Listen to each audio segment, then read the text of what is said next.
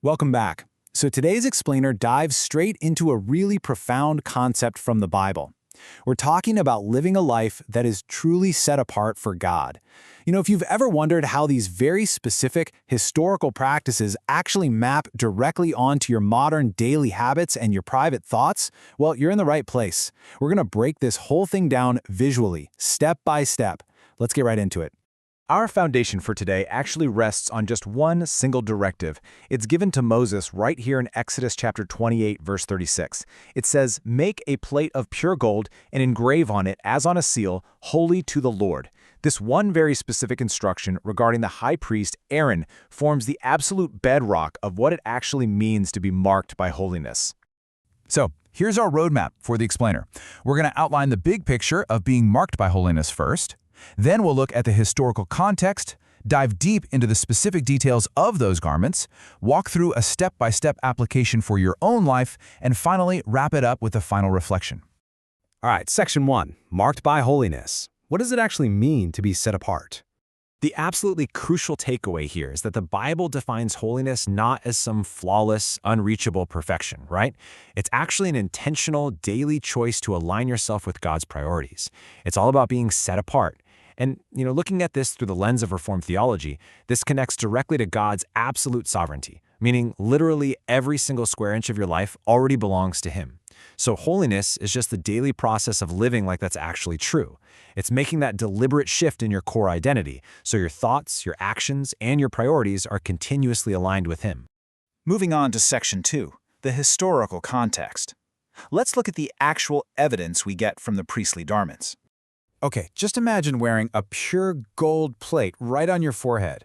This wasn't subtle at all. Everywhere the high priest went, anyone who looked at him immediately saw those exact words, "Holy to the Lord." As you can see in the caption down at the bottom there, it was a constant, blindingly visible reminder that he belonged fully to God. It essentially declared an objective reality about whose authority he was operating under. And this outward symbol carried immense weight.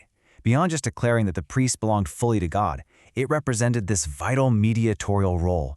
He literally bore the people's guilt, standing right there before God on behalf of everyone else. So this historical context really highlights that holiness wasn't just some personal accessory, It was quite literally a matter of life and death. It bridged the massive gap between a holy God and a dependent people. Which brings us to section 3, holiness in every detail. We're going from the robes down to our daily thoughts. You see, serving God required immense respect.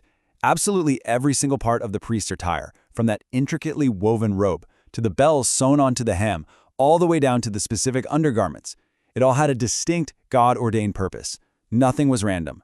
And the overwhelming detail of these garments teaches us a massive lesson, which is that serving God requires incredibly deep attention and intentionality. And the main argument here is that this historical precision applies directly to you today. Just as God cared about the specific bells on a priest's hem, He absolutely cares about your private thoughts, your daily habits, and even your smallest decisions. Obviously, we don't walk around wearing gold plates on our foreheads today, but holiness touches everything. It's not just reserved for Sunday mornings or those highly visible moments, right? It's really about bringing that deep reverence into the quiet, totally unseen moments of your day. So how do we actually do that? Section 4, step-by-step application. Let's talk about how to live this out daily. The text outlines a really great step-by-step process for us here.